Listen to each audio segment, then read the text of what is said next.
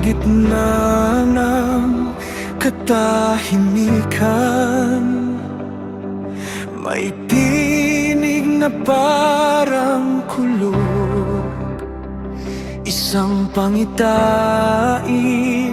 ang bumukas, at nakita ko ang liwanag. Mga mata'y nagniningas, muka'y parang araw sa tanghali. Sa kanyang presensya ako'y napaluhod.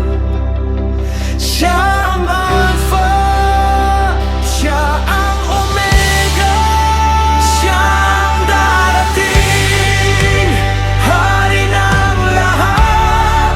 Sa kanyang kapangyarihan lahat ay luluhod. Siya ang darating, simula't wakas. Sa kanyang kaluwalhatian lahat ay sisigaw.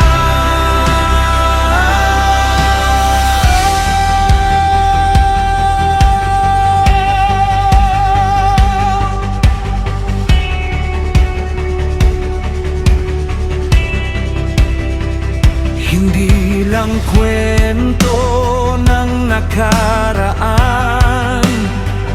hindi lang pangitain ng iba.